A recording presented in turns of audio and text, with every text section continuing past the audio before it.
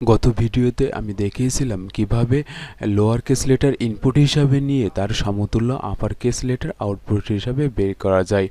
এই ভিডিওতে আমি দেখাবো তার বিপরীতটা, অর্থাৎ কিভাবে আপার কেস লেটার ইনপুট হিসাবে নিয়ে তার সমতুল্য লোয়ার কেস লেটার কিভাবে আউটপুট হিসাবে বের করা যায়। সো এটা করার জন্য আমার যে গত ভিডিওর যে ফাইলটা সেভ করা ছিল সেই ফাইলটা আমি ওপেন করলাম। এখান থেকে জাস্ট আমি একটু চেঞ্জ করে দেব। সো এখানে আছে ইন্টারের লোয়ার কেস লেটার, যেহেতু আমি আপার কেস লেটার ইনপুট হিসাবে নেব, সো এখানে আমি চেঞ্জ করে আপার কেস লিখব, UPPAR আপার কেস লেটার।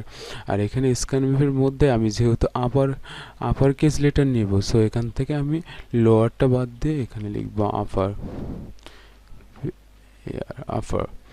তারপর এখান থেকে আমি গত ভিডিওতে আমি টু আপার এই লাইব্রেরি ফাংশনটা ইউজ করছিলাম, কেননা আমি বড় আপার কেস লেটার নিয়ে গেছিলাম, বড় হাতের অক্ষরে নিয়ে গেছিলাম। কিন্তু এই ভিডিওতে আমি ছোট হাতের অক্ষর অর্থাৎ লোয়ার কেস লেটার নিয়ে যাব। সো এখানে আমি লাইব্রেরি ফাংশন হিসাবে to lower library function use করব। টু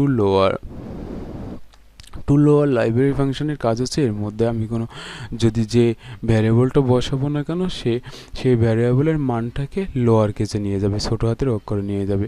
সো আমি টু লোয়ার লাইব্রেরি ফাংশনের মধ্যে আমি বসাবো, যেহেতু আমি আপার কেস লেটারকে লোয়ার কেসে নিতে হবে, তাই এখানে আমি আপার বসাবো, তাহলে এই ভ্যারিয়েবলের যে মান হবে সেই মানটাকে লোয়ার কেসে নিয়ে যাবে। আর এটা স্টোর করা থাকবে কিসের মধ্যে? এটা স্টোর করা থাকবে লোয়ার কেসের মধ্যে। যেহেতু এখান থেকে লোয়ার কেসের মান বের হচ্ছে, তাই এটা লোয়ার ভ্যারিয়েবলের মধ্যেই স্টোর থাকবে। এইবার এখানে আমি জাস্ট একটু চেঞ্জ করে যাব। এখানে আমি যেহেতু প্রিন্ট হবে লোয়ার কেস লেটার, আর এখান থেকে আমার কি প্রিন্ট হবে? এটা লোয়ার প্রিন্ট হবে।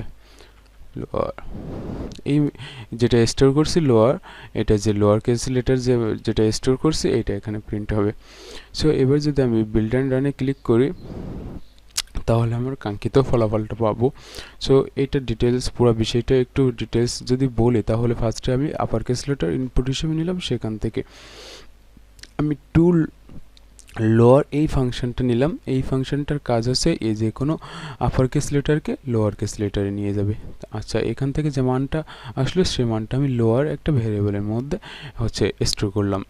তারপরে আমি প্রিন্টএফ ফাংশনের মাধ্যমে সেইটাকে আউটপুট হিসেবে বের করে দিলাম।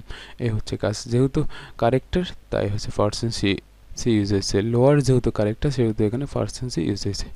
বিল্ড অ্যান্ড রানে ক্লিক করলে আমার এখানে যদি আমি আপার কেস লেটার বড় হাতের A দিয়ে ইন্টারফেস করি, তাহলে ছোট হাতের A চলে আসছে। এইভাবে আমরা আপার কেস লেটার থেকে লোয়ার কেস লেটারে নিয়ে যেতে পারবো লাইব্রেরি ফাংশনের সাহায্যে।